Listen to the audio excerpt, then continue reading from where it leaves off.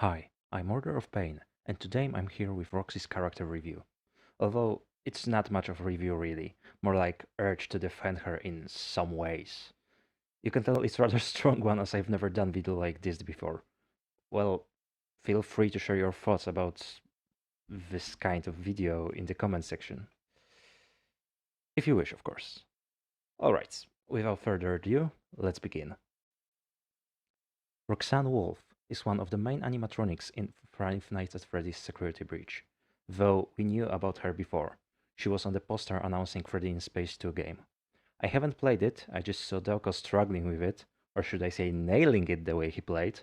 But if I remember correctly, Roxanne wasn't playable character, nor was she an enemy in the game. Her only appearance was in the poster.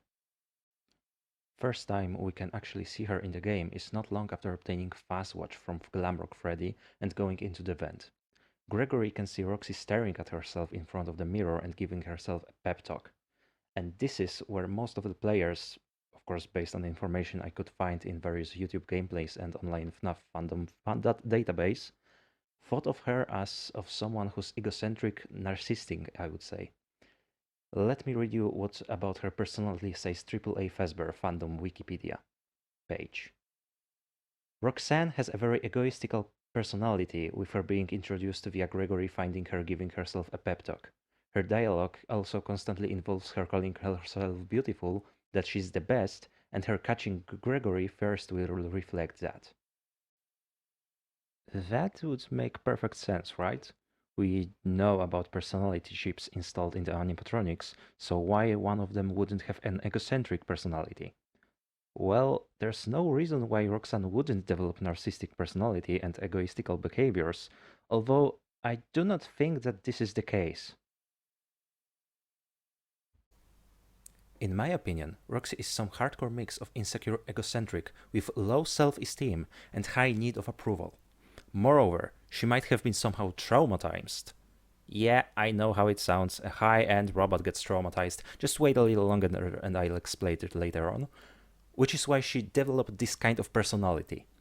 I can literally hear her voice breaking down a little in quite a few lines. Oh, and by the way, absolutely amazing acting performers. Congratulations to Maria Svetek for a job perfectly done.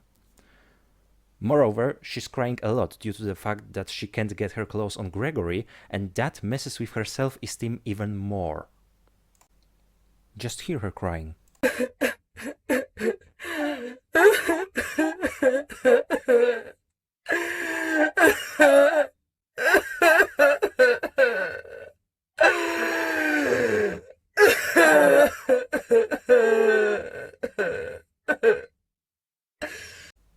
One. Alright, but I said my opinion without any kind of proof for it. Let's go with those then. Roxy is not an egoist. She's an egocentric though. This screenshot was taken from Polish website about health, both physical and mental, link in the description. And let me translate, or more like paraphrase, the underlined parts for you. Egocentrics believe that everything regards them. They think that they're in the very center of attention of their surroundings, and their behavior is based on that belief. They are unable to see the real picture, and they mostly lock themselves in some kind of utopian world where they are in control of everything and everyone. Egoists, however, put their well-being as the main goal, even if their well-being is at the cost of someone else's good. During the conflict of interests, egoists will always choose the option that is best for them, no matter the cost. And the last sentence is crucial here. They have more real or impartial view of the world than egocentrics. Again, egoists have more real and impartial view of the world than egocentrics. We know for sure that Roxy believes that she's in the very center of everyone's attention. Check. That she can see the real picture. Check.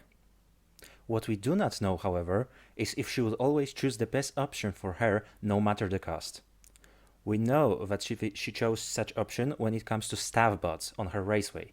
Yet again, there were no reported accidents of her attacking guests on the raceway, And remember that staff bots were used only by those too short to drive the go-karts themselves, or at the very least we do not know about such attacks. 2. Roxy most probably suffers from anxiety neurosis. Another screenshot taken from the very same website. Listen to the translation. Dominated, as in intimidated, person learns how to hide their emotions for many years until insecurities, tension, and the feel of constant threat arise.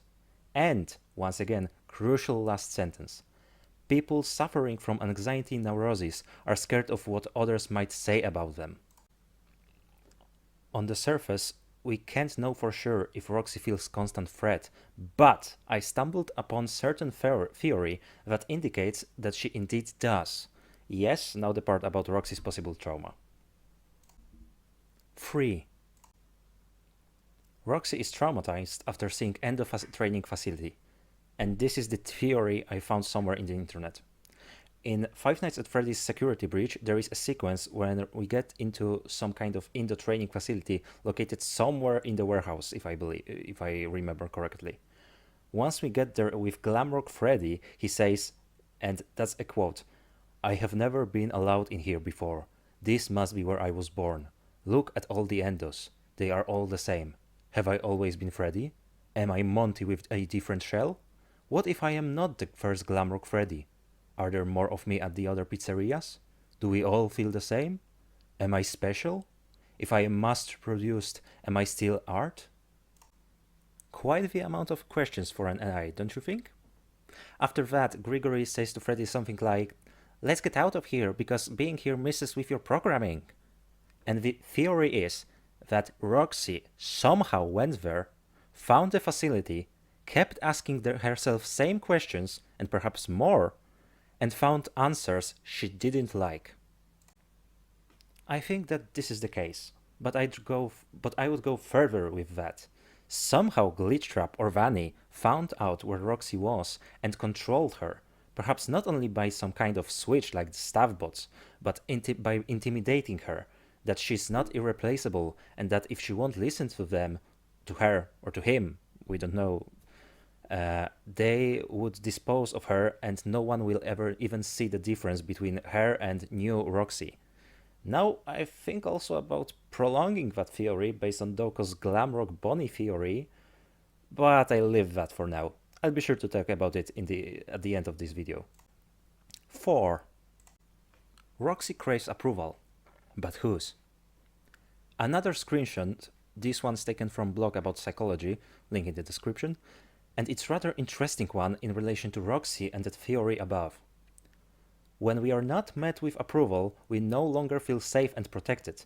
And if we internalize this kind of negative feedback, we can begin to doubt our personal worth. And that is the exact Roxanne's problem. She needs to pep talk and reassure herself that she's of the greatest worth and everyone loves her no matter what.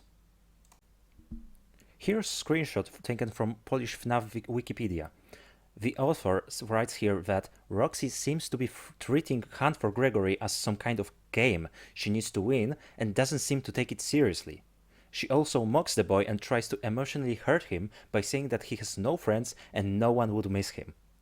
And I would say that Roxy is taking the Hunt for Gregory very seriously because she believes that if she finds him, she will earn Vanny's, Glitchtrap's, and or Vanessa's approval. Moreover, I think that this mockery is more similar to the projection mechanism, one of psychological defense mechanisms that generally is about projecting one's issues to another person, as she might believe that other animatronics doesn't like her because she is the best and they're jealous of her, which is why she says that Gregory doesn't have friends, and, in regard to the theory, she's afraid that no one will even notice her disappearance. "Nobody will miss you, Gregory," is what she says. But she might subconsciously think something like, "Nobody will miss you, Roxy, because no one will ever know that you're gone and the endo in your shell is not you." This video is coming to an end, so it's time for the prologue of the theory. In one of his recent videos, Doko talks about possible fate of Glamrock Bonnie, which is quite intriguing, but the theory he makes at the very end of his video is most inspiring for my theory. What if Roxanne Wolf tried to be as Freddy as me, as in help other kid instead of trying to catch them. And at some point, she and the kid she tried to protect ended up in the endo training facility. There, she might have been shocked by what she saw, same as Freddy, and began to think about it. At some point, her path is crossed by Vanny, and Roxy somehow gets shut down while the kid she tried to protect gets kidnapped or killed, and she has to witness it before her systems turn off. Then she might turn on in the area without her shell on. Yeah, Berendo in the upgrade room might be the old Roxy, and see Vanny put her shell on another endo. That endo might have been already trained in the new way, can see Vanny, follows her orders no matter what, and so on, but was given a copy of old Roxanne's memory so that it remembered what happens if they won't follow orders. I know that Doko's theory with Bear Endo being Glamrock Bonnie is more believable, but in my opinion, Glamrock Bonnie was completely destroyed, and the skeleton included, and not only his shell. Well, tell me what you think about it. Thank you for watching. Please do share your thoughts about this video. Also, would you like to see more, perhaps? Who should I take on in another video if you do? Comment section is yours. Once again, thank you for your time.